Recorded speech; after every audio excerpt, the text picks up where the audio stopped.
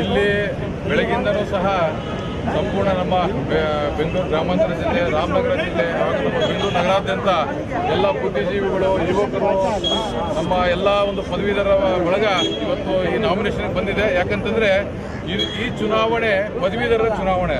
ನಾನು ಪದವೀಧರ ಅಭ್ಯರ್ಥಿ. ನನ್ನ ಈಗ ಏನು ನಾವು 8 ತಿಂಗಳಿಂದ ಸತತವಾಗಿ ನಾವು ಎಲ್ಲ ನಮ್ಮ ಕ್ಷೇತ್ರದಲ್ಲಿ ತಿರುಗಾಡಿದ್ವಿ, ಅದ್ರ ಪ್ರತಿಫಲ ಇವತ್ತು ನಮಗೆ ಇಲ್ಲಿ ಕಾಣ್ತಾ ಇದೆ. ಇವತ್ತಿನ ಈ ಚುನಾವಣೆ ಮುಖ್ಯವಾಗಿ ಏನಂತಂದರೆ ನಮ್ಮ ಒಂದು ಪದವೀಧರ ಕ್ಷೇತ್ರಕ್ಕೆ ಹಿಡಿದಿರ್ತಕ್ಕಂಥ ಗ್ರಹಣವನ್ನು ಬಿಡಿಸಲಿಕ್ಕೆ ನಮ್ಮ ಸ್ನೇಹಿತರು, ನಮ್ಮ ಬಂಧುಗಳಿಗೆ ಸಜ್ಜಾಗಿ ನಿಂತ್ಕೊಂಡಿದ್ದಾರೆ. ಯಾಕಂತಂದರೆ ಕೆಲವು ಜನ ಒಂದು 15-20 ವರ್ಷದಿಂದ ಪದವೀಧರ ಕ್ಷೇತ್ರ ಅಂತಂದರೆ ನಂದೇ ಅಂತ ಅವರು ಪ್ರಾರಂಭಿಸ್ತಾ ಇದ್ರು. 6 ವರ್ಷಕ್ಕೊಂದ್ಸರಿ ಹೊರಗಡೆ ಬರ್ತಾ ಇದ್ರು. 6 ವರ್ಷ ಆದಮೇಲೆ ಅವ್ರು ಎಲ್ಲಿದ್ದಾರೆ ಅಂತ ಯಾರಿಗೂ ಗೊತ್ತಾಗ್ತಿರ್ಲಿಲ್ಲ. ಈ ರೀತಿ ಮಾಡಿ ನಮ್ಮ ಪದವೀಧರ ಬಾಳನ್ನು ಹಾಳು ಮಾಡಿದ್ದಾರೆ. ಕೇವಲ ಒಂದು ರಾಜಕೀಯ ಪಕ್ಷದ ಟಿಕೆಟ್ ತಗೊಂಡ ತಕ್ಷಣ ನಾವು ಗೆದ್ದುಬಿಡ್ತೀವಿ ಅಂತ ಇರೋ ಭ್ರಮೆಯಲ್ಲಿ ಅವ್ರು ಏನಿದ್ದಾರೆ, ಆ ಭ್ರಮೆಯಲ್ಲಿರೋರಿಗೆ ಈ ಬಾರಿಯ ಚುನಾವಣೆ ಖಂಡಿತವಾಗ್ಲೂ ನಮ್ಮ ರಾಜ್ಯಕ್ಕೆ ಒಂದು ದಿಕ್ಸೂಚಿ ಆಗಲಿದೆ ಅಂತ ನಾನು ಹೇಳಲಿಕ್ಕೆ ಬಯಸ್ತೇನೆ. ಅವರೇ ನನ್ನ ಪರವಾಗಿ ತಿರುಗಾಡ್ತಾ ಇದ್ದಾರೆ. ಯಾಕಂದರೆ ಇವತ್ತು ಕ್ಯಾಂಡಿಡೇಟ್ ಉದಯ್ ಸಿಂಗ್ ಅಲ್ಲ, ಕ್ಯಾಂಡಿಡೇಟ್ ಇವತ್ತು ಒಬ್ಬ ಪದವೀಧರ ಯಾವುದೇ ಪಕ್ಷದ ಸೆರಗನ್ನು ಹಿಡ್ಕೊಂಡು ನಾನು ಇವತ್ತು ಕಣಕ್ಕೆ ಬಂದಿಲ್ಲ. ಪದವೀಧರರ ಶಕ್ತಿಯಿಂದ ನಾನು ಇವತ್ತು ಎಲೆಕ್ಷನ್ ನಿಂತ್ಕೊಂಡಿದ್ದೀನಿ.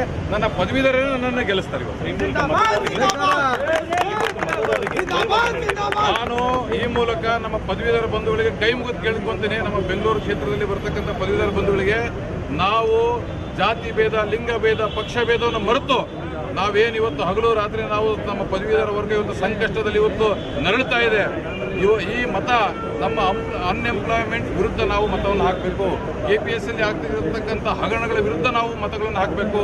ನಮ್ಮ ಪದವೀಧರ ಆತ್ಮಗೌರವವನ್ನು ಕಳೆದಿದ್ದಾರೆ ಇವತ್ತು ಈ ಎಲ್ಲ ನಮ್ಮ ಹಿಂದೆ ಇರತಕ್ಕಂಥ MLCಗಳಾಗಿರ್ಬೋದು, ನಮ್ಮನ್ನು ಪ್ರತಿನಿಧಿಸ್ತೀನಿ ಅಂತ ಬರ್ತಿರ್ತಕ್ಕಂಥ ನಮ್ಮ ಕ್ಯಾಂಡಿಡೇಟ್ಗಳಾಗಿರ್ಬೋದು. ಪದವೀಧರ ಆತ್ಮಗೌರವ ಹೆಚ್ಚಾಗುವಂಥ ಒಂದು ಕೆಲಸನೂ ಯಾರೂ ಮಾಡಿಲ್ಲ. ನಮ್ಮ ಆತ್ಮಗೌರವ ಉಳಿಸ್ಕೊಳ್ಳಿಕ್ಕೋಸ್ಕರ ಇವತ್ತು ಪದವೀಧರ ಅಭ್ಯರ್ಥಿನ ನಮ್ಮ ಪದವೀಧರರು ಗೆಲ್ಲಿಸ್ತಾರೆ. ಎಲ್ಲರೂ ನಮ್ಮ ಉದಯ್ ಸಿಂಗ್ ಸರ್ಗೆ ವೋಟ್ ಹಾಕ್ಬೇಕು ಪದವೀಧರ ಕ್ಷೇತ್ರದಲ್ಲಿ ಮತದಾರರು.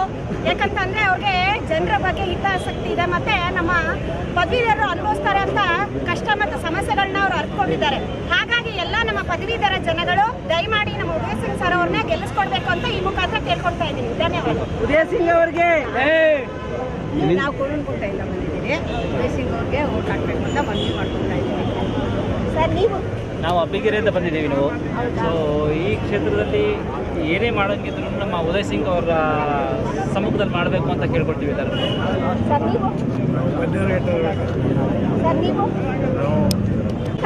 ಇವತ್ತು ಈ ನಾಮಿನ್ ಆಗ್ತಿದೆ ಉದಯ್ ಸಿಂಗ್ ಸರ್ ಅವರು. ಇವಾಗ ಎಷ್ಟು ಊರಿಂದ ಬಂದಿದ್ದಾರೆ, ಎಷ್ಟು ಜನ ಆಗ್ತಾರೆ ಅಂತ ನಮಸ್ಕಾರ. ಇವತ್ತು ಪದವೀಧರರ ಚುನಾವಣೆಗೆ ನಾಮಿನೇಷನ್ ಮಾಡ್ತಾ ಇದ್ದೀವಿ. ಸುಮಾರು 36 ವಿಧಾನಸಭಾ ಕ್ಷೇತ್ರಗಳಿಂದ ಬೇರೆ ಬೇರೆ ಕಡೆಯಿಂದ ಈ ವಿಧಾನಸಭಾ ಈ ಒಂದು MLC ಎಲೆಕ್ಷನ್ ಇದೆ. ಹಾಗಾಗಿ 36 ವಿಧಾನಸಭಾ ಕ್ಷೇತ್ರಗಳಿಂದ ಸ್ವಯಂ ಪ್ರೇರಿತರಾಗಿ ಎಲ್ಲ ಅಭಿಮಾನಿಗಳು ಬಂದು ಇವತ್ತು ಅವರ ನಾಮಿನೇಷನ್ ಮಾಡ್ತಾ ಇದ್ದೀವಿ. ಸುಮಾರು 1,000ಕ್ಕೂ ಹೆಚ್ಚು ಜನ ಇಲ್ಲಿ ಸೇರುವಂಥದ್ದು ಬಹಳ ಖುಷಿ ಕೊಡುವಂಥ ವಿಚಾರ. ಏಕೆಂದರೆ ಈಗಾಗಲೇ ಪದವೀಧರ ಚುನಾವಣೆಯಲ್ಲಿ ಹಿಡಿದಂತಹ ಗ್ರಹಣವನ್ನು ಬಿಡಿಸೋದ್ರ ಜೊತೆಗೆ ಈಗಾಗಲೇ ಕುಂಭಕರ್ಣಕ್ಕೆ ಜಾರಿರುವಂತಹ ಎಷ್ಟೋ ಜನ MLCಗಳು ಯಾವುದೇ ಕೆಲಸ ಮಾಡದೆ ಇರೋದ್ರಿಂದ ಆ ಒಂದು ಕ್ಷೇತ್ರಕ್ಕೆ ಒಂದು ಒಳ್ಳೆಯ ಗೌರವ ತರಬೇಕು ಮತ್ತು ಕ್ರಿಯಾಶೀಲರಾಗಿರುವಂಥ ಆಯ್ಕೆ ಮಾಡಬೇಕು ಅಂತ ಹೇಳಿ ನಾವೆಲ್ಲ ಒಟ್ಟಾಗಿ ಸ್ವಯಂ ಪ್ರೇರಿತರಾಗಿ ಬಂದು ಉದಯ್ ಸಿಂಗ್ ಅವ್ರನ್ನ ಆಯ್ಕೆ ಮಾಡೋದಕ್ಕೆ ನಾವೆಲ್ಲ ಹೋರಾಟ ಮಾಡ್ತಾ ಇದ್ದೀವಿ. ಅವರಿಗೆ ಖಂಡಿತ ಜಯ, ಕಟ್ಟಿಟ್ಟ ಬುತ್ತಿ. ನಾವೆಲ್ಲ ಕೂಡ ಅವ್ರ ಪರವಾಗಿ ನಿಂತಿದ್ದೇವೆ. ಅದು ಯಾರು? ಪದವೀಧರರ ಪರವಾಗಿ ನಿಂತು ಹೋರಾಟ ಮಾಡ್ತಾರಂತಹ ಚುನಾವಣೆಯಿಂದ 36 ವಿಧಾನಸಭಾ ಕ್ಷೇತ್ರಗಳಿಂದ ಜನ ಇಲ್ಲಿ ಬಂದಿರುವಂಥದ್ದು ಖುಷಿ ಕೊಡುವಂತಹ ವಿಚಾರ. ನಾವು ಇಲ್ಲಿ ರಾಜೇಂದ್ರದೇ ಇದ್ದೀವಿ.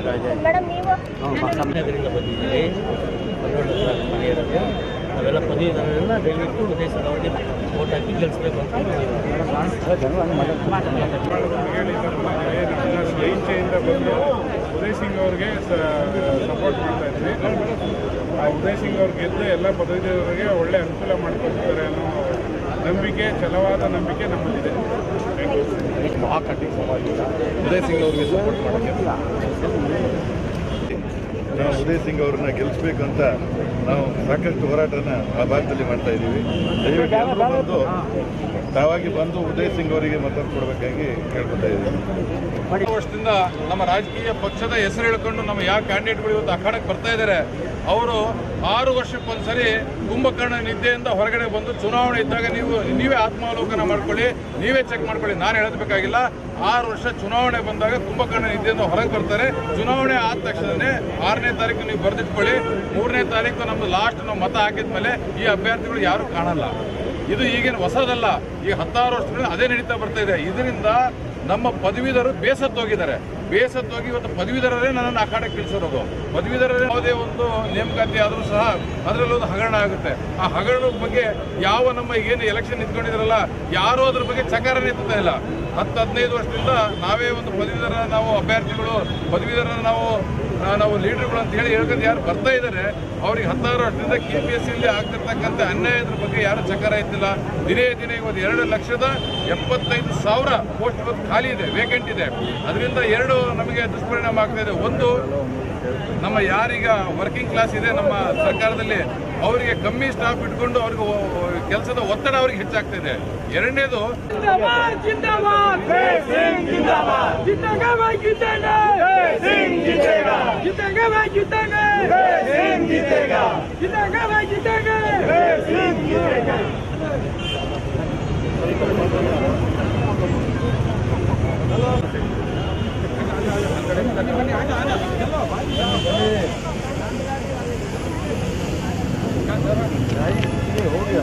के यूपी के और कर्नाटका के सब लोग हम लोग साथ में मिलके उदय जी निर्दलीय कैंडिडेट हैं, इनको हम लोग जिताने के लिए सब लोग, कोई यहाँ कोई जाति धर्म कोई नहीं है, सब लोग हम लोग एक साथ हैं और उदय जी को जिता के ही रहेंगे, ये मेरा वादा है।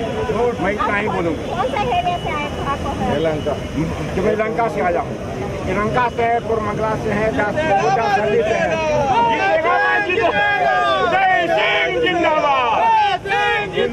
जिंदाबाद जिंदाबाद जय सिंह जिंदाबाद जीतेगा भाई जीतेगा, जीतेगा भाई जीतेगा, जीतेगा भाई जीतेगा। धन्यवाद। यहाँ से